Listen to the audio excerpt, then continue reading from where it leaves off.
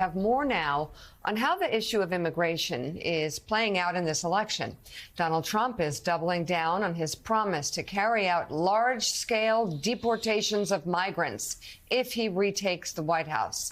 The former president stated last week he'd start the program in Springfield, Ohio, where he and his running mate J.D. Vance continue to push the lies about Haitian migrants eating pets. Well, unfortunately, Donald Trump, while thinking about beautiful Bagram, Alaska, was also confused in talking about the Venezuelan immigrants in Springfield instead of the Haitians. And in the wake of those comments, but you get the idea. Social media post by senior Trump advisor Stephen Miller has resurfaced from last year, highlighting the denaturalization project that began in the Trump administration, with plans to turbocharge it during a second Trump term.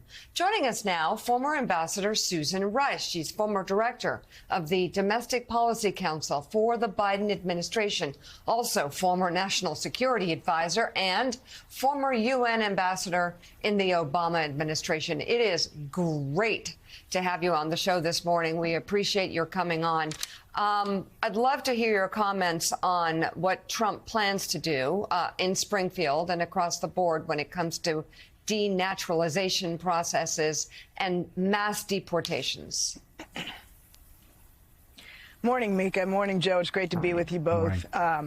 This is really quite terrifying. We've heard for many months about his plans for mass deportations of undocumented persons here in the United States. That would be hugely violent and disruptive, separating families, causing millions to be expelled through the use of force. But what he's saying now is something quite different. And even more scary. What he is saying is, you recall last week, Donald Trump went out and said that he was going to expel the Haitians in this country, starting in Springfield, who are here in this country legally working with authorization, and send them to Venezuela, of all places. He has said very clearly that he is going to deport immigrants who are here legally. But he said something else that's even more outrageous, and that is what is reflected in Stephen Miller's social media post, and that is that he will expel and denaturalize American citizens who were not born here. Mika and Joe, there are over 25 million American citizens who were naturalized, who are law-abiding, who are taxpayers, who have families in this country. They are fathers, they are mothers, they are children. They are our neighbors.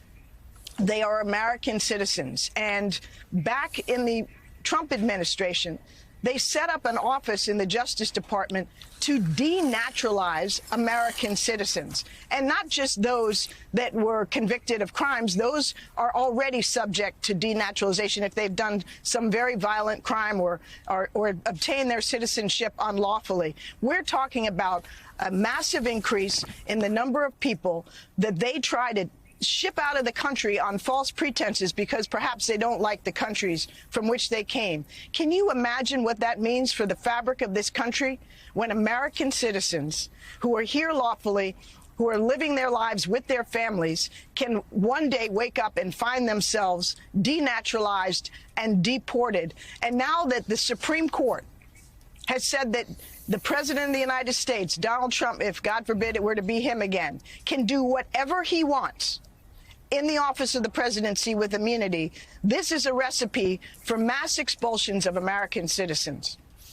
Ambassador Rice, good morning. We should underline the message you just highlighted, which was less than a year ago from Stephen Miller, not some random guy, not a random podcaster. This is a guy who creates immigration policy famously, infamously for Donald Trump when he was president and would again in a new Trump administration, saying again, we started a new denaturalization project under Trump in 2025, expected to be turbocharged. And as you say, we're talking about people here legally. In the case of these Haitian immigrants, they are here legally. So they have moved from talking about rounding up illegal immigrants, people here illegally, and expelling them from the country to expelling people who live here legally. And I'm curious what you make of Donald Trump's running mate, Senator J.D. Vance, who represents the very town and the people in it he's attacking, putting these people at risk and standing by while the guy he's running with says he would pull them out of the country. Well, I want to just underscore, Willie, people who are here legally, yes, but also now American citizens. American citizens, not just people who are here on work permits, but all of this is outside of the bounds of the law and absolutely reprehensible. And then you have Senator J.D. Vance, the senator from Ohio, who has no reticence to literally sick, violent actors, people who want to commit harm on his own constituencies, having students unable to go to elementary school, having local colleges have to shut down, having hospitals face bomb threats and have to evacuate. These are his constituents. If he's ready and willing to do that to the people of Ohio, to whom he's accountable, think about what Donald Trump and J.D. Vance will do to the American people. They are clearly signaling every day in every way that they have no intention of serving the American people and governing on behalf of all of us. But they are willing to divide, use fear, sick violence on populations that they don't like, and pretend to be serving as leaders of this country. It's outrageous. And, let's see what they're doing, and not just what they're saying, but what they're doing every day. And what they're doing every day and what they're telling us is that they just don't care about the vast majority of people in this country. Ambassador Rice, Symone Sanders Townsend here. I want to drill down on something you said in terms of the lawlessness, if you will, the ticket to lawlessness that the Supreme Court has essentially given a president. Denaturalization is stripping someone of citizenship, and frankly, it is rare. It has happened in the past, but it is very rare. And what Donald Trump and J.D. Vance and Stephen Miller are saying is they will turbocharge this in a potential next Trump administration. Can you just tell people at home how there are no guardrails that will be able to stop a Trump Department of Justice if this is what they would like to do? Because legally, they can currently, if they would like, a Department of Justice can take a look into and challenge someone's citizenship. Yeah, there has always been the legal option if somebody committed a crime in getting their citizenship or a very serious crime thereafter, for the federal government to go through a process to denaturalize it. But that has happened in the past, before the Trump administration, in very, very, very small numbers, in extreme cases.